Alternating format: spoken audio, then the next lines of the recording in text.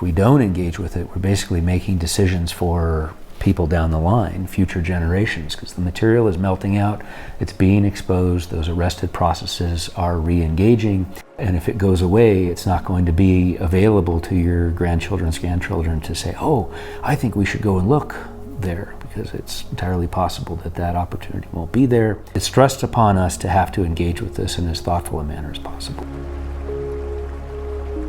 I'm an anthropologist first and foremost, so I'm somebody that works with humans writ large. I'm interested in humans and interested in the nitty-gritty of humans, but my subspecialty within that is archaeology. So I specialize really in looking at the past of humanity, and particularly interested in looking at the alpine spaces. So if you think about it, the lion's share of archaeology is made up of things that are very well preserved, and by that I mean little bits of chipped stone, things that are inorganic, that survive weathering processes very well.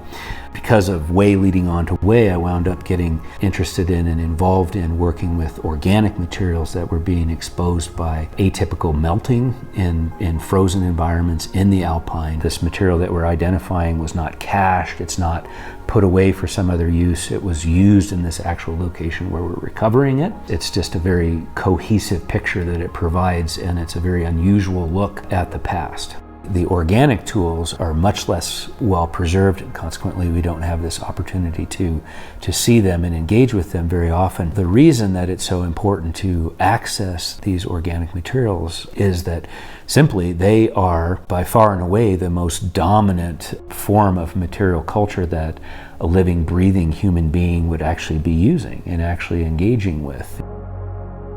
There's a lot of doom and gloom in the world about climate change, be it anthropogenic or otherwise. It's very hard to, let's say, put a positive spin on ocean acidification, right? You can't gin that up into something that's positive. But with the atypical melting that's been happening at ice patches and the release of this organic material, whether it's anthropogenic climate change or not, it's a silver lining to that climate change, because we're in this place and position because we know enough to go and look and identify these places. We're able to engage then with this organic material. Unfortunately, if that organic material melts out and folks aren't there to engage with it in a thoughtful manner, the previously arrested natural processes of decay would just take over. And so the material rapidly goes through phase shifts and is no longer recognizable as a complete cohesive tool that you could really study.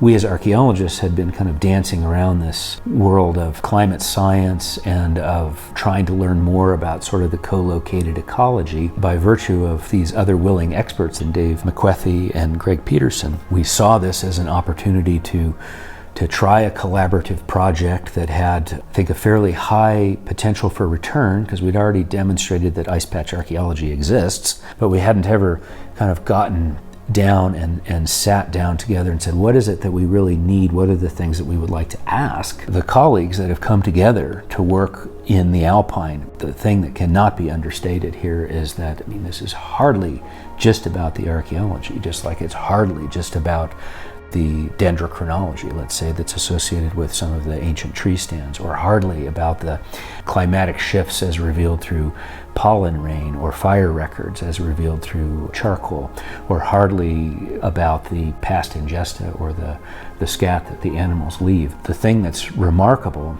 is that we've got people with very unique skill sets that are coming together collaboratively and cohesively to keep engaging with this absolutely precious opportunity that this generation has. That is the sort of mission critical thing that we should be concerned about as a people writ large, as civilization, because and maximize the story that we can get out of these honestly endangered environments.